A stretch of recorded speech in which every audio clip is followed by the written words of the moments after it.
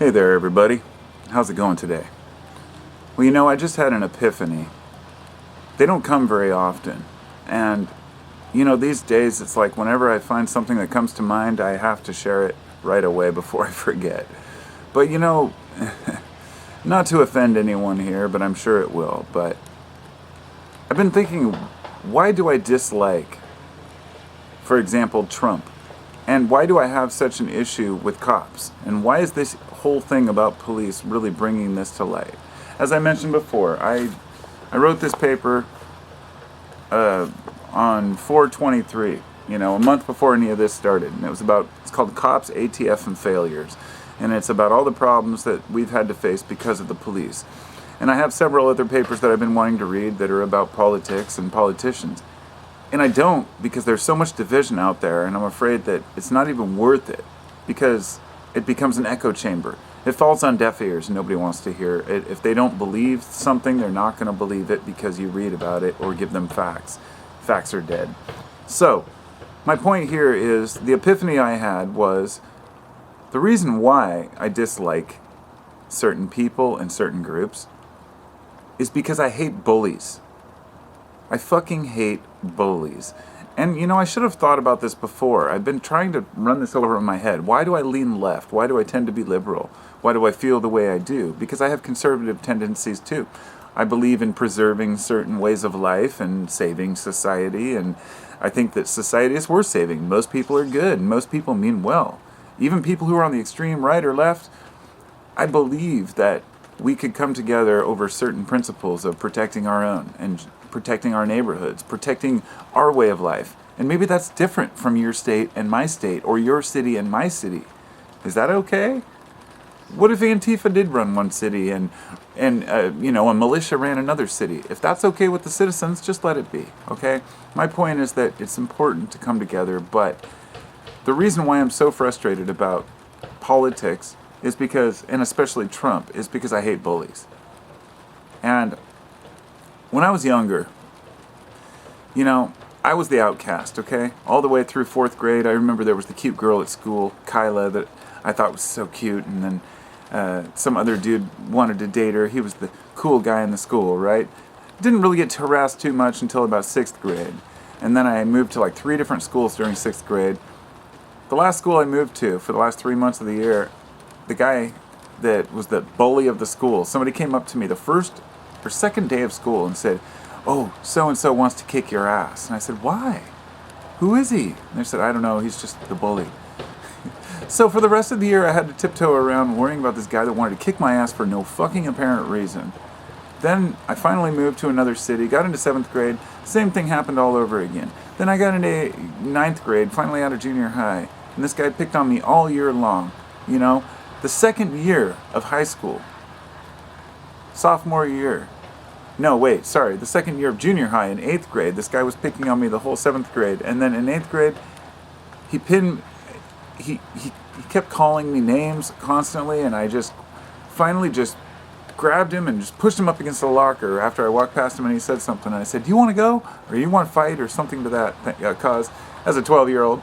And he just swung and just boom, clocked me right in the eye. Stumbled back a bit. And I just beat the shit out of him. I just grabbed him in a headlock. That's all I remember. He was a football player, the tough guy. And I was just this lanky, awkward dude. And he left me alone for the rest of the year. By the end of the year, we were friends. That's the whole point. He apologized. And that's the thing. You get it out of your system. You move forward.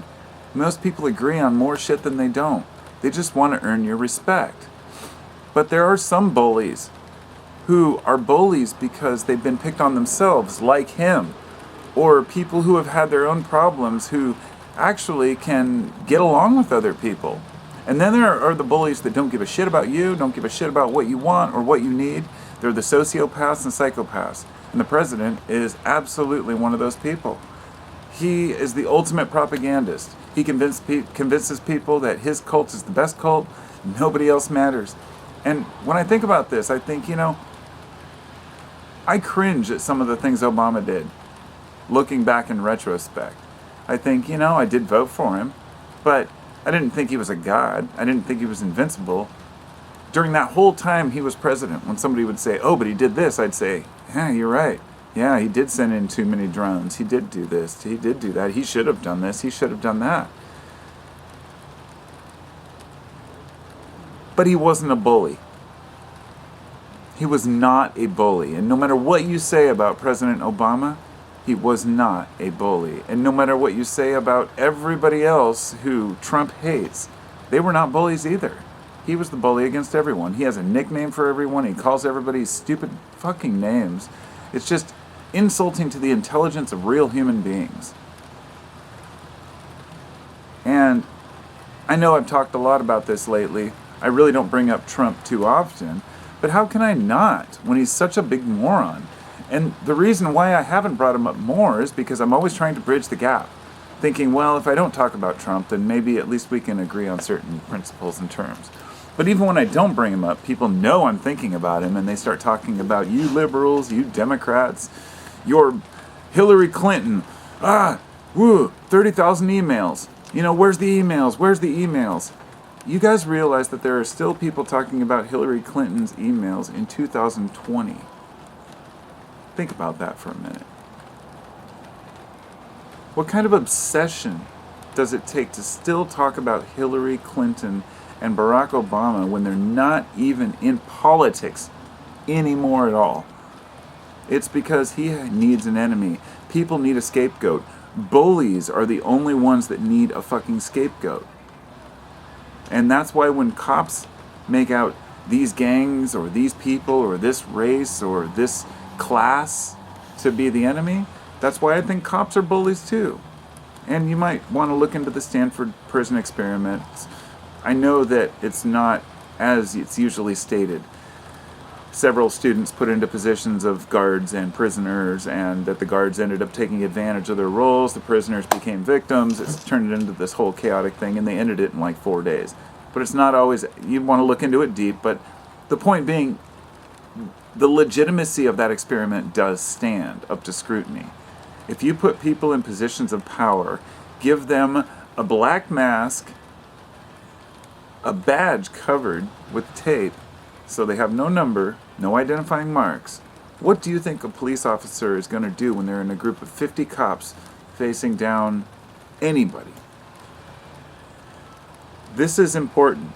Really fucking important, people. I'm not sitting here spitting shit to get attention or to get views. You know my YouTube channel is based on what's on my mind, and this shit is on my mind, but it's in my fucking heart. I feel it strongly. Bullies are the worst kinds of people. And I know a lot of people really, really respect the police. I get that, and I respect good police. My question is not whether we should just get rid of police completely. Sure, I have my moments of emotion, but I do not believe we should ditch the police. I think that we need to reform the police. It's been done in, I believe, Camden, New Jersey. I think it was Camden. It was some town in New Jersey. They fired them all and made them reapply. They've had great results. There are other places where cops in other countries don't carry firearms. Now that puts police in danger, but think about this. Are people going to want to kill cops if they know the cops don't have firearms? There's, a kind of a give and a take and a play here. I think the cops should be armed, don't get me wrong. But we live in 2020. There are plenty of options. I mean, beyond firearms, this is something out of the top of my head that's never been mentioned. Yeah, I've never even thought about it, but we have very, very extremely high-powered fucking tranquilizers. Why can't cops carry tranquilizer guns? It makes complete sense to me.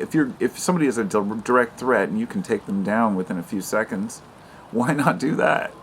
It's like people are just going to laugh at me for saying that. Like, no, this person's a threat. But cops shoot people with a knife that are 50 feet away. Cops shoot people in the back that are 100 feet away.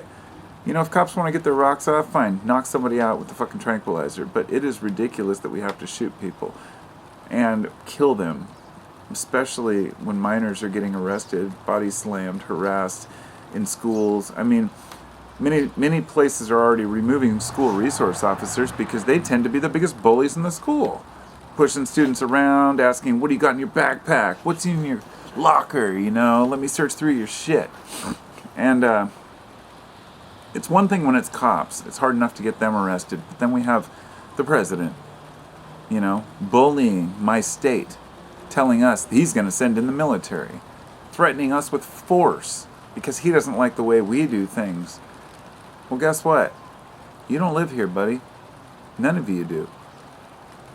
So unless you actually live in Washington State or you live in a place where you have a gripe, that's fine. Make your voice heard. Hey, little birdie. The bird just landed right there in front of me. He agrees. She, I don't know, whatever. Want to be appropriate. We live in strange times, let's put it that way. And I think that the one thing we can know for sure is that we should never put up with bullies.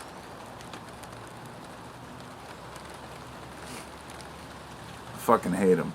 I never told you about, as I grew up and I got older, the Mexicans, when I was in 5th or 6th grade, these Mexicans that lived in my neighborhood, there were a whole bunch of people in this certain Mexican family that was from Minnesota. Now there's one dude who were from Mexico, and they lived down the street. He was a really good friend of mine, and I just found a letter he'd written to me years ago. Then there was these other guys who were brothers who had been harassed and picked on. They'd been bullied by their parents, I think, or other people. And so they bullied me by my brother and I making us lay down and count to 100 or 1,000 or whatever, putting dirt clods, giant plants on our back, getting us all filthy.